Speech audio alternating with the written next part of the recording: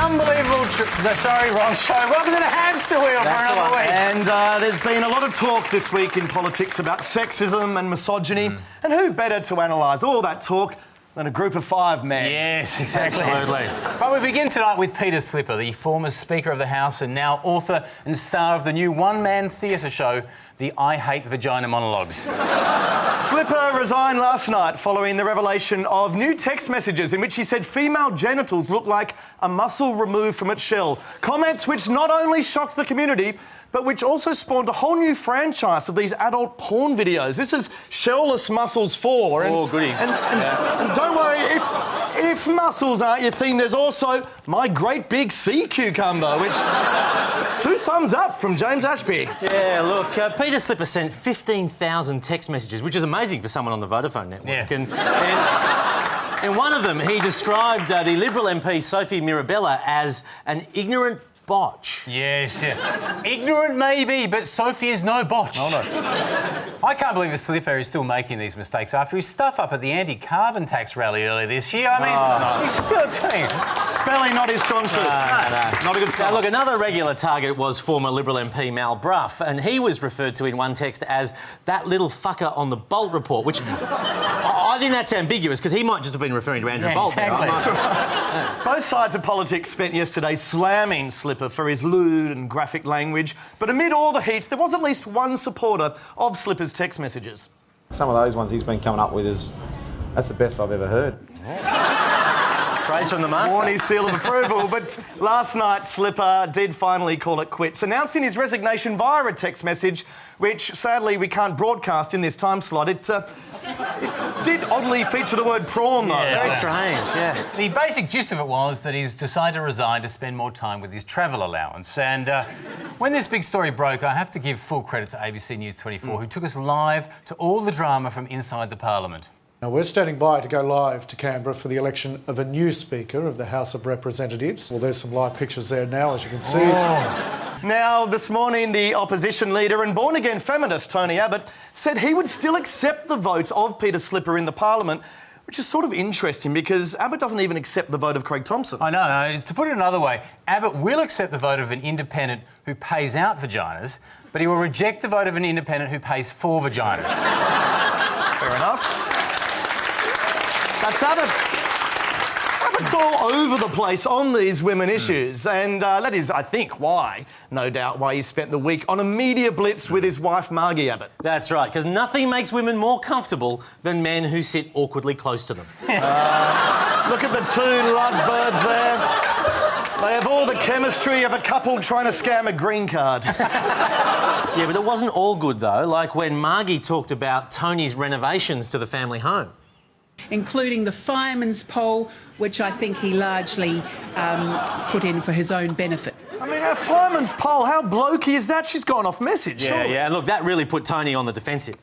Carl, look, I never comment on polls. But I think Margie gave us a lot of insight into what it's really like to live with Tony Abbott. Talking with a child, reading to a child, sharing your time with a child. Exactly. But look, perhaps the biggest bombshell from the Abbott household was this one. I did really fall in love with Downton Abbey. And why not? It's a great show, I think. wouldn't know. I had all the shit on Channel 7. Abbott saying that he loves Downton Abbey is a little bit like Bob Catter saying he loves Queer Eye for the Straight Guy. But it did make more sense when Abbott pointed to his favourite scenes.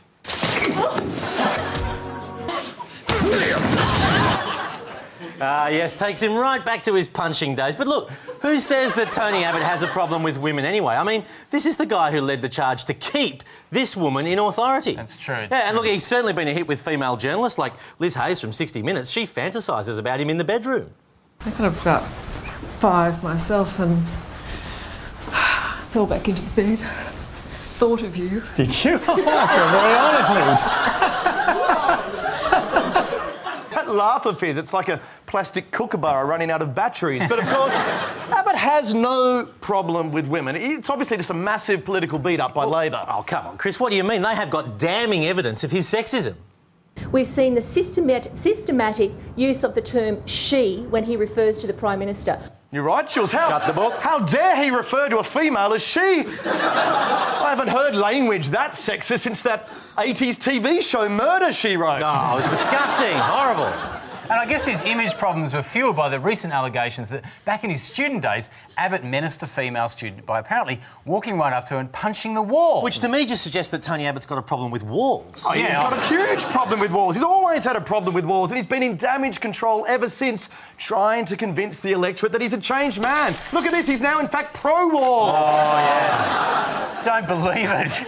But look, if there is one area that Abbott is rock solid on, it is the women in his life today. His line all week has been that he's surrounded by strong women, and you've only got to look at his workplace to see many of his closest colleagues are strong women or extremely effeminate men.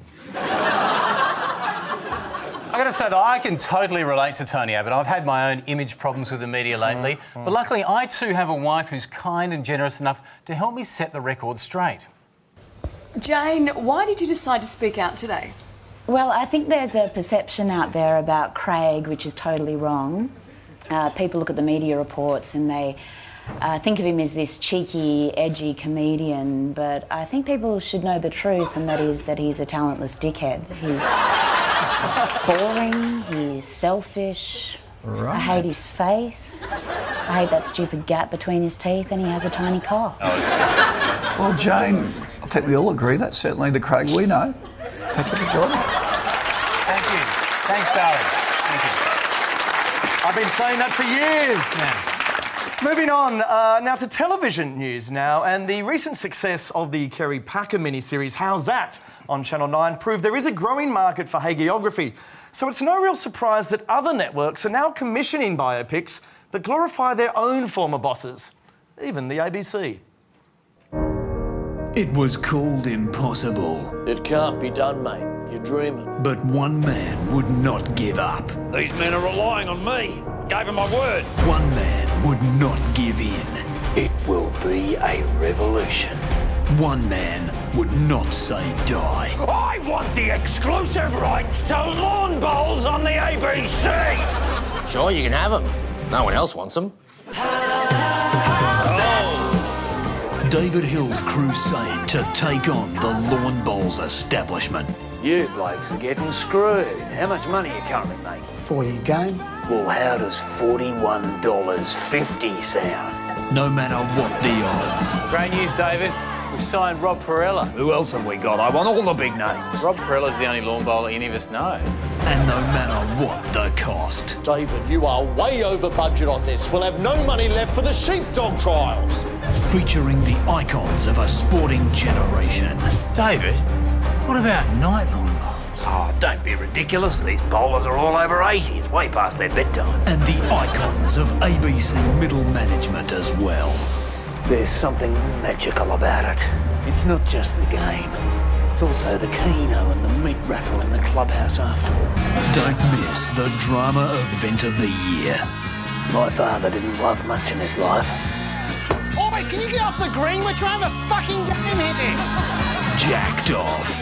David Hill's War. Gentlemen, your new uniform. They're off right! Premieres Sunday night on ABC One.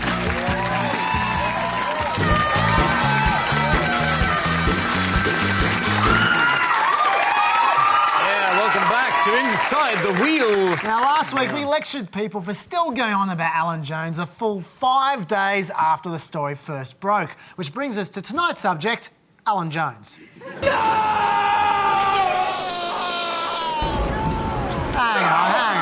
Hang on. This is a way to hear us out, because last week was about what Jones said at that Liberal function, whereas this week we're going to talk about how the two major parties played each other off to get the most political mileage out of what Jones said. Settle down, it's Hang okay. on, it's different this time. Totally different, right? First of all, let's see how the Labor Party tried to spin this themselves. While everyone's saying Alan Jones's response wasn't good enough, Labor was saying Tony Abbott's response wasn't good enough. Tony Abbott's been accused of failing to comprehensively condemn broadcaster Alan Jones. A little two-line statement. I don't see the word condemn in there. So even though Tony Abbott criticised Jones's comment, it didn't count because he didn't use the word condemn. It was certainly an oversight when Churchill criticised Hitler. This wicked man, this monstrous product of former wrongs and shame. But it wasn't just saying condemn that Tony Abbott failed to do. The leader of the Liberal Party also has got to say, I apologise, not for what Alan Jones said, but for the fact that none of them got up and left the room. Not one person stood up and said, you've just gone beyond the pale, Alan. The only thing stopping Tony Abbott from saying all those extremely logical things was his guilty conscience, because it was all his fault. I think that Mr Abbott has to be held responsible. He is responsible for creating this climate. It's about setting a tone. It's all about Abbott. Wasn't there another bloke involved in this Jones scandal? I don't think so. You know, I don't think Alan Jones is the main issue here. OK, so Labor tried to turn the Jones story into a stupid political blame game. But on the other side, how did the Liberal Party play the Jones story? Well, the Libs came out against the outrageous comments. I think it's appalling, absolutely appalling. Just not Jones's comments. The comments of Nicola Roxon this morning on the Today Show and also on Radio National. You see, the way to avoid getting caught up in Labor's stupid blame game is to create your own stupid blame game. And quite frankly, it makes me feel vomitous, Kieran, listening to the hypocrisy dripping, spewing from the mouths of the Labor ministers. Our target of convenient fury for the Libs was irrelevant alcoholic Bob Ellis. Yeah, alleged alcoholic. I mean, irrelevant is fair enough. Yes. Ellis wrote an appalling blog in which he described Gillard as a girly man who went AWOL when her father died, and the Libs were extremely offended by this. 1 month later, when they needed a distraction from the Jones controversy. Why are they calling for Bob Ellis? Bob Ellis. Bob Ellis. To be banned from attending all Labor Party functions. Nevertheless, Labor's Bob Carr had an excellent and not at all dubious rebuttal. I'm surprised you don't see them as the same thing, though, to be honest, because I think that they're equally as deplorable because... The Bob Ellis remarks. Absolutely. Bob Ellis has got a private blog. Yeah, it's a private blog on the internet, that notoriously private sphere. Hang on. Have you seen the number of hits that his blog gets? It is private. God. In fact, Ellis's blog has so few viewers, I upload my sex tapes there to make sure no one ever finds them. But the Liberals... You see more of that sex tape? No. But the Liberals' calls for random apologies didn't end with Bob Ellis. No, they didn't end at all.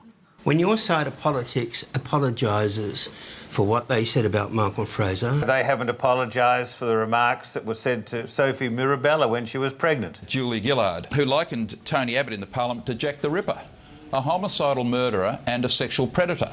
Was there an apology for that? For what they said about John Hewson or John Howard or Mrs Howard. Gough Whitlam made an outrageous remark 30 years ago. Mark Latham referred to Jenna Albrechtson as a skanky hoe. Downer said that many years ago, his father, who'd spent over 3 years in a prisoner of war camp, was described as a coward by his opponents. I do not understand why these Australians hold on to these past grievances. Interestingly, that last guy, before he went to Gaza, Michael Kroger, he demanded so many apologies, he needed to have a whole show about them. Why don't you have a program on, outrages perpetrated by members of the Labor Party against coalition people over the years? Oh, yeah, top idea. Hello and welcome to outrages perpetrated by members of the Labor Party against coalition people over the years. So that was what the two major parties were doing last week, business as usual. But this week we saw a new player emerge, social media. Now, social media is just like normal media, except you need to put the word cyber in front of everything. Cyberbullying, cyber harassment, cyber intimidation, cyber threats, cyber untruths, and cyber terrorism. What we've got now is cyber communism. Oh, mighty, what cyber losers. Social media can be effective. Within hours of the campaign commencing, Jones was being deserted by some of his most dedicated supporters, the Greens. I am never listening to that Andy Jones again. Alan Jones again. Although, luckily for Jones, he did retain the services of his #1 celebrity guest. Will you be appearing on his program again? My one hesitation about saying that, I'll take the bat and ball and go home is it actually means his listeners are being punished as well. Oh, no, Nicola, no, don't deprive your fans of your presence on the airwaves. Good morning, everyone. Today on the Alan Jones Breakfast Show, we are not talking to Nicola Roxon, and I'll tell you why.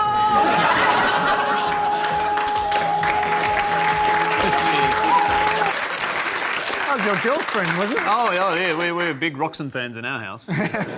But the sponsors, they weren't as loyal to Jones as Nicola Roxon was. Advertisers like Woolworths, they bailed at the first sign of trouble. And some called this the moment social media came of age. Others had different names for it. This kind of terrorism and harassment cannot be allowed to continue. Jones is right. He's right. It is terrorism. And they are taking their marching orders directly from Hezbollah. ألا إن الداعي ابن الداعي قد ركز بين اثنتين بين السلة والدلة.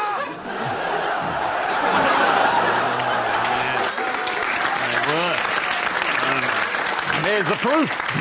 And Jones's callers were not happy. Oh, they had their own plan to get back at these terrorists.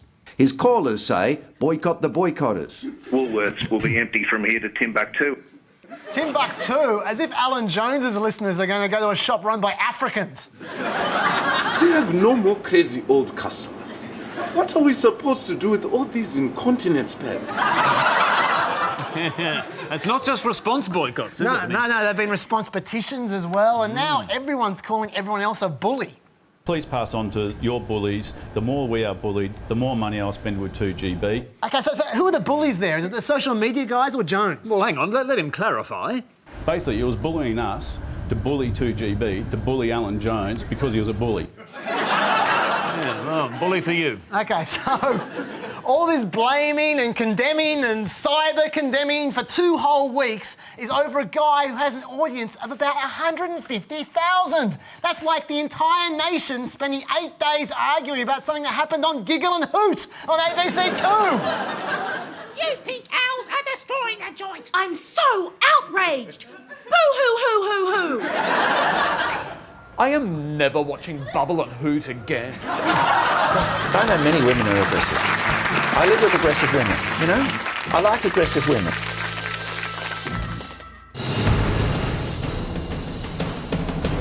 Journalists. They ask the big questions. Hey, can I get a redundancy payout? Want to go to the pub?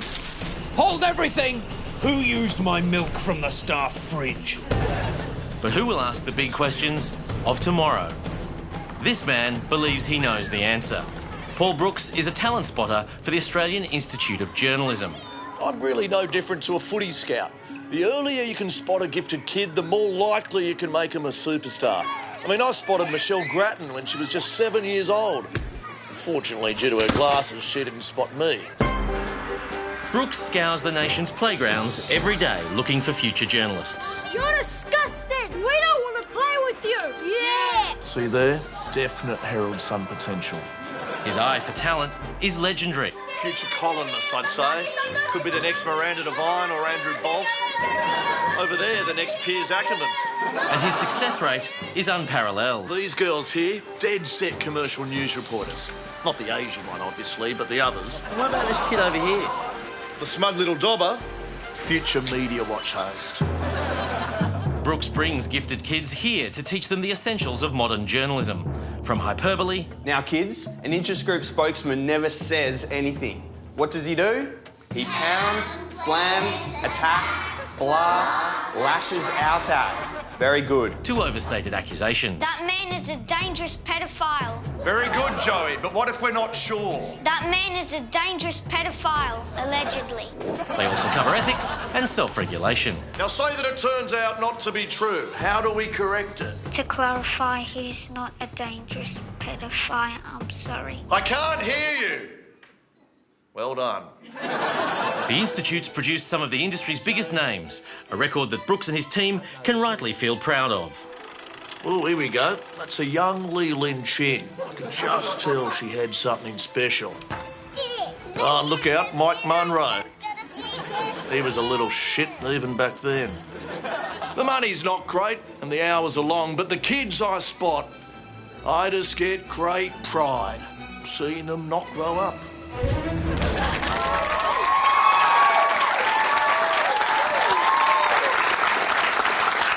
Now, look, at this point, we do just have to issue a clarification about the obituary that we ran last week about Rupert Murdoch. It's been brought to our attention by News Limited lawyers, no less, that Rupert Murdoch is in fact alive. He didn't die again. He didn't, and we shouldn't have run that. We apologise for that. I'm sorry about that. Yeah. Although I have just noticed on Twitter that ABC Managing Director Mark Scott has just died. You're kidding. And Twitter couldn't be wrong three times in a row. All right, well, look, just to be sure, can we please pause now for a moment of reflection as we remember the life of Mark Scott? He was a colossus of public broadcasting, one of the most respected, admired and loved figures in ABC history. Sorry, that's obviously not the right one. I think that's Big Ted, actually. Yeah, that's Big Ted. Can we roll the Mark Scott obituary? Mark Walter Scott, the latest in a series of grey men to run the ABC, passed away today after a sudden illness. Passed away today after a sudden freeze on executive pay. After seeing the latest ratings for Randling. After seeing the script for this obituary. Mark Scott first worked in the public sector as a Liberal Party advisor. Slashing the cosy public service jobs of others gave him a taste for cosy public service jobs. Scott then moved to Fairfax, gaining valuable experience managing a non-commercial media company. As managing director of the ABC, Scott dramatically expanded its services, adding ABC3, the continuous news network News 24, the continuous Annabelle Crabb network Crabb 24, and many, many, many more. Under Scott, the ABC budget was increased almost as much as his own salary. But many felt he specialised in making ABC staff do more for less at the expense of quality. But others praised him. Mark wasn't just about the ratings. I mean, he couldn't be. Have you seen the ratings? A prolific social media advocate, Scott announced his own death on Twitter. In a long media career, it was the first time he actually broke a story. Typically, the breaking news of Scott's death was missed by News 24 for almost an hour. We interrupt scheduled programming to bring you the breaking news that the ABC's managing director Mark Scott has died. For comprehensive rolling coverage, we cross now to Al Jazeera. The news of Mr. Scott's death has shocked many, especially those on the left, who never take the passing of the dear leader lightly. But how will the loss of Mark Scott affect the ABC? There's plenty of other layers of management to pick up the slack. Do you mind? I'm very busy. Mark Scott died today, surrounded by his family, surrounded by middle management, surrounded by complaint letters from Gerard Henderson. The ABC will hold a public memorial for Mark Scott this weekend, to be followed by a Senate inquiry into the waste of taxpayers' money. Broadband network. None of these are in place by the next election. To the concerns of Australian women. And that is, if you're going to... I like the Dowager Duchess too. I think I heard her question. Do you agree? That's why so many are leaving. If I could finish the one sentence I was in the middle of.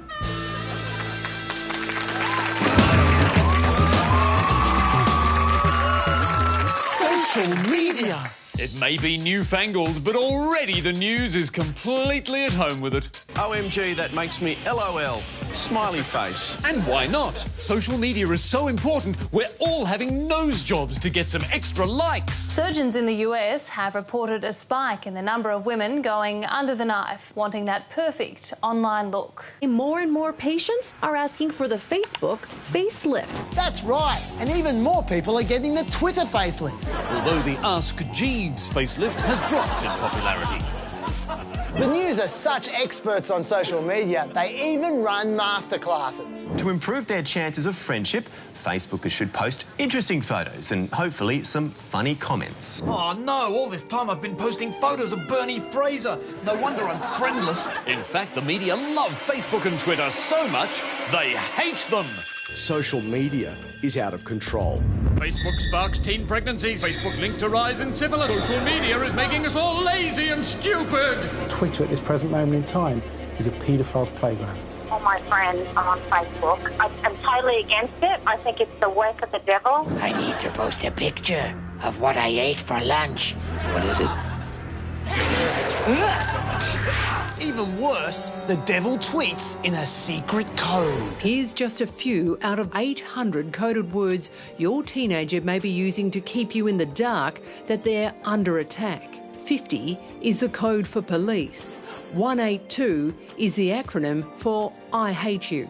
And A with dollar signs means a stupid fool of a person. It's true! Did you see the reporter credit for that story? No wonder 10 Breakfast warned us off social media. My advice to people, get the bloody hell off Twitter and grow up. And that stupid bloody Facebook. Go and live your life. While begging us to use it. There's a fair bit of truth to that. Oh, I just love it. And that stupid bloody Facebook. You're absolutely right. And they're not living their lives. They're sitting there living some other fake life. Either way, you simply have to use social media, because if you don't, you're a mass murderer! He missed his face. Murderer! Thank you. Psychologists have branded people who are not on social networking sites as suspicious. Batman theatre shooter James Holmes and Norwegian mass murderer Anders Behring Breivik had common ground in their lack of social media profiles. This means a lot of people are very dangerous. OK, the media aren't exactly coherent on all this, but they have united against trolls. Trolls are anonymous, but thankfully the news has shown us how to identify them. They have hands, they always type in the dark, and they look exactly like the back of somebody's head. In fact, they look exactly like every single person who works on the news. It's trolls just like them and them who destroyed rugby league star Robbie Farah's life. I'm pretty thick-skinned and it upset me, but there's other people that probably won't handle it too well if it happened to them, normal people. Yes, some might not handle it as well as Robbie Farah, who retweeted the post thereby drawing attention to it, threatened to rip the person's face off, and asked for the support of a Prime Minister who he had previously tweeted should hang herself. And he wasn't the only one with some great ideas for how to deal with trolls, especially trolls who are children. One kid in his bedroom getting a knock on the door from the cops, I think that will make a big difference. Got to empower police with the ability to replace their keyboards with handcuffs, drag them by the ear from mummy's basement and take them down to the local police station. Yes, arrest that 12-year-old tweeter. Stop, police! I'm sorry, I'll delete the tweet. Too late! Hashtag you're dead! That is exactly what should happen. Why don't the police do that? Why don't the 50 do that? The New South Wales Police say its cybercrime unit is focused on catching pedophiles and fraud. Hello, little boy. Come on, give us a kiss. Hey, you're next! You sent a mean tweet to Nellie Bassingthwaite! You disgust me! But while the real police waste time on pedos, the Daily Telegraph plans to single-handedly destroy the trolls with a petition. Telly was so convinced the public would support their campaign against trolls, they only offered one option in their poll. Yes. And it returned a stunning 100% support. Still, some say a petition everyone ignores isn't enough. It feeds the fire. If you engage with them, that's what they want. Just ignore trolls. Listen to Tracy Grimshaw. Let them have a Twitter page, that's democracy. But why translate their jaundiced opinions and intemperate language into news copy that's supposed to actually carry some authority? Ignore them. Yes, listen to the host of a current affair. Don't give trolls attention. Don't showcase Charlotte Dawson's troll on national television.